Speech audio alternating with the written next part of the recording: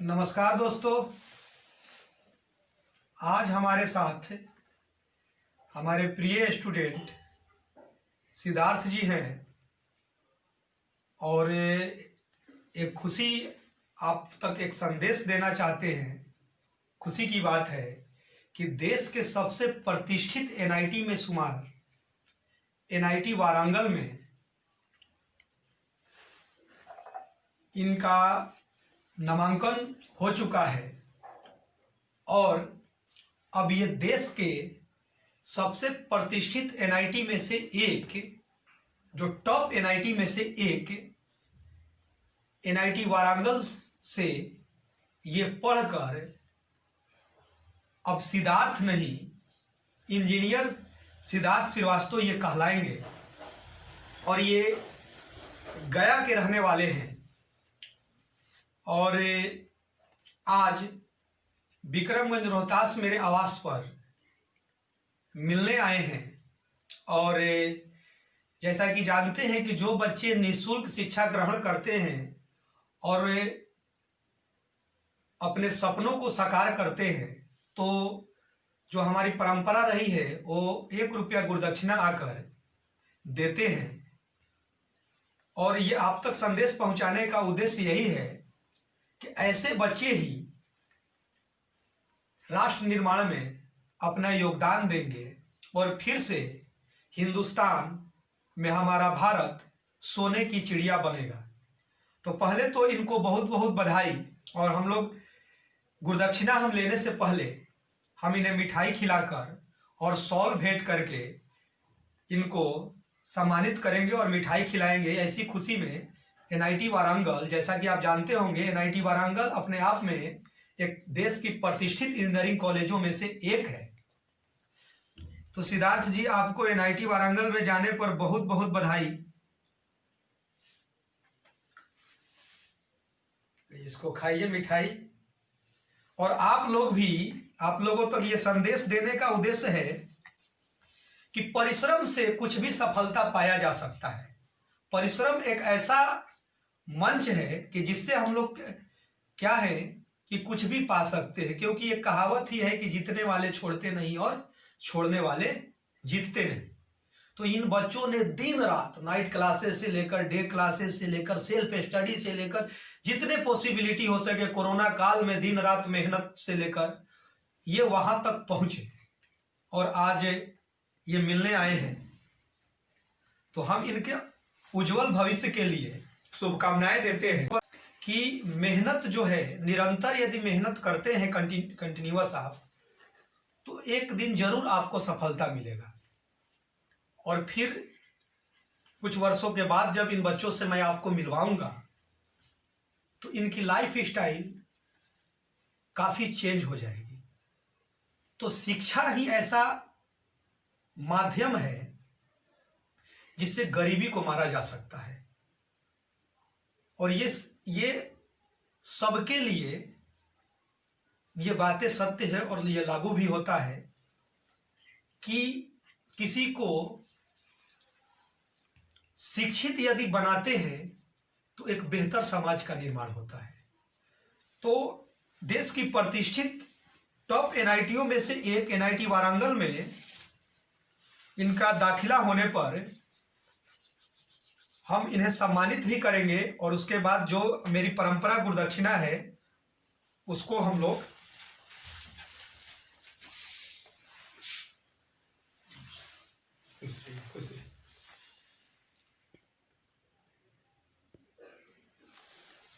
अब इन्होंने,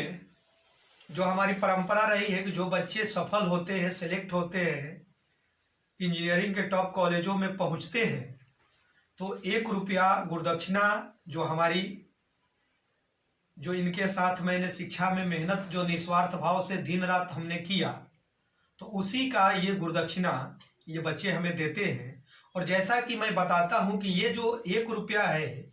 ये करोड़ों अरबों से भी अधिक मेरे लिए है, क्योंकि ये बच्चे जो है,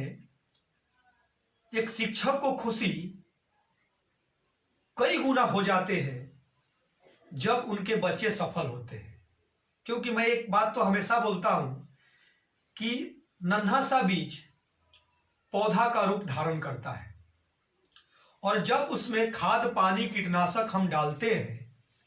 और जब वो फलों से लदा हुआ वृक्ष का रूप लेता है तो उसकी खुशी कई गुना हो जाती है। तो अब ये वहां तक इनकी लगातार परिश्रम के बाद ये फलों से लदा हुआ वृक्ष का रूप इन्होंने बच्चे ले चुके हैं, तो कहीं ना कहीं हमारी मेहनत भी सफल हो रही है। और ऐसा जो है ये 400 से ऊपर जो एक एक रुपया का मैंने कलेक्शन किए हैं, जो 400 से अधिक जो बच्चे इंजीनियर बने, जिनको कि मैं एक डब्बे में सजा कर रखता हूं, कि जिनको निःशुल्क शिक्षा दिया गया और वो आकर सिलेक्शन के बाद वो गुरुदक्षिणा देते हैं, तो ये एक एक रुपया गुरुदक्षिणा जो है वो कहीं एक सुकून देता है कि वो बच्चे देश विदेश के कोने कोने में अपने सफलता की झंडे गाड़ रहे हैं। अब मैं कुछ सिद्धार्थ से आप लोगों को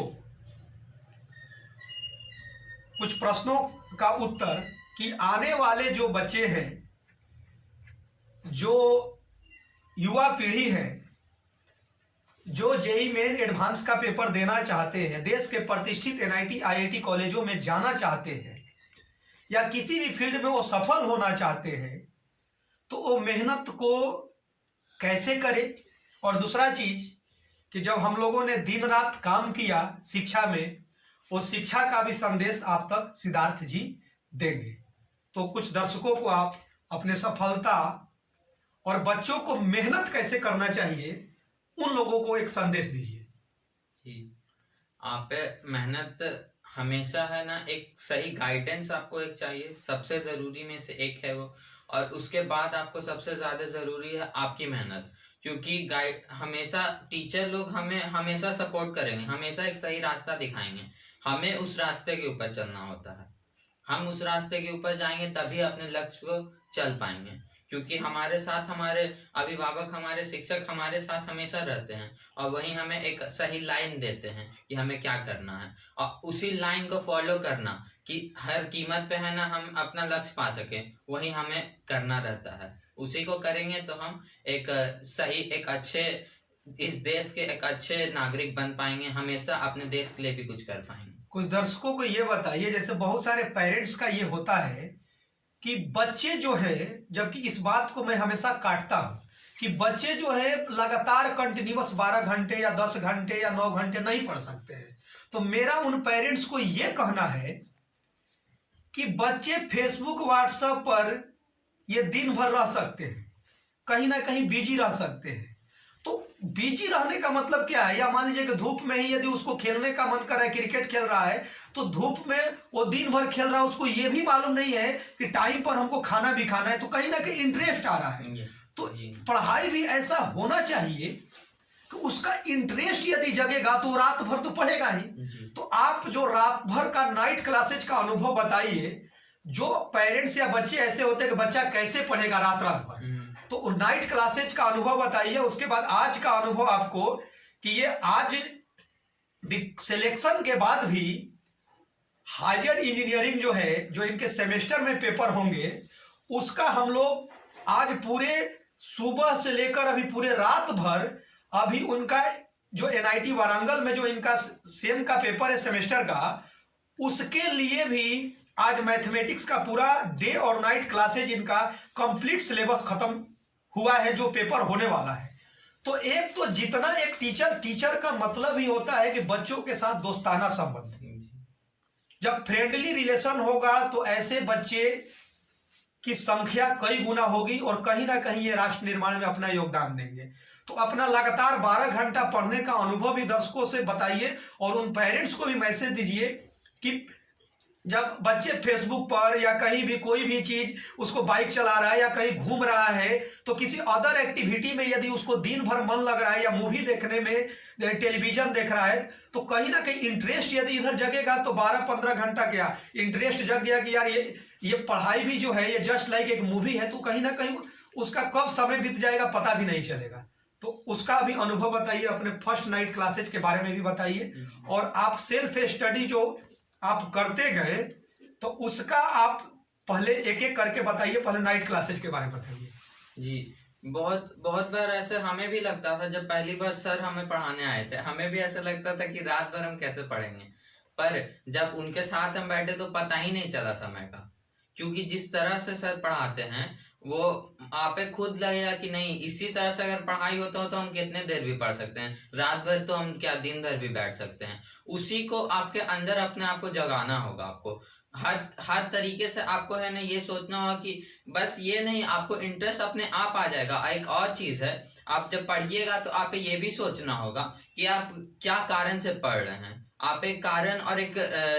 एक जुनून भी जरूरी होता है किसी चीज को पाने के लिए, वो जुनून और कारण के साथ और इंटरेस्ट अपने आप जग जाएगा। बस वही दो चीज आपको चाहिए, इंटरेस्ट आप मन से पढ़िएगा तो जग जाएगा। और रही बात नाइट क्लासेस की हमारी, तो बहुत ही अच्छी रहती है। सर जिस तरह से पढ़ाते हैं और कोई भी इंसान अगर उस तरह से हमें समझाए या सिखाए तो हम लोग किसी भी काम को, चाहे वो कितना भी मुश्किल क्यों ना हो, वो हम लोग कर सकते हैं। यही मुझे पता चला। तो देखिए, ये एक बहुत ही सिद्धार्थ ने एक अच्छी बातें बताया कि इंटरेस्ट जरूरी होना चाहिए। जैसे मैं उसको कैसे बोला कि एक शब्द आ गया है, बहुत सारे जो मतलब कि हाई लेवल के जो लोगों को कहिए या मतलब कि ये शहरी क्षेत्रों में एक नया इंग्लिश का शब्द आ गया है, जो वो तो पहले से ही है, लेकिन बहुत जल्दी लोग बोल देता है कि यार इतना देर पढ़ेगा बच्चा तो मेरा बच्चा स्ट्रेस में आ जाएगा जी। ये बहुत मतलब कि प्रचलन अधिक हो गया है। फेसबुक यदि वो दिन भर चला रहा है, आप लोग यदि देखिएगा तो हमारे देश में मैक्सिमम बच्चे, जब अभी आपने एक कॉलम भी पढ़ा होगा चेतन भगत का कि अब यदि 90% अपने कैरियर का समय आज के युवा पीढ़ी का मैक्सिमम मतलब परसेंटेज अपने सोशल मीडिया पर बर्बाद कर रहे हैं। बर्बाद शब्द चेतन भगत का ये कॉलम था। तो कहीं ना कहीं हम किस तरफ जा रहे हैं, और ये बच्चे किस तरफ जा रहे हैं कि दिन रात परिश्रम करके देश के सबसे टॉप एनआईटी कॉलेजों में से एक एनआईटी वारंगल में पहुंचे, निःशुल्क शिक्षा ग्रहण करके और अपने गुरु को 1 रुपया गुरुदक्षिणा परंपरा के अनुसार देने आए, और कहीं ना कहीं ये साबित कर दिए कि गरीबी अभिशाप नहीं बन सकता है वरदान। और आने वाले कुछ वर्षों के बाद जब इनसे मिलाएंगे तो आप देखिएगा, क्योंकि आगे फिर इनका फॉरेन से भी एजुकेशन ग्रहण करने का लक्ष्य है इंडिया से करने के बाद, तो कहीं ना कहीं ये एक जुनून देता है कि करो यकीन खुद पर तो दुनिया तुम्हारी। Okay, thank you.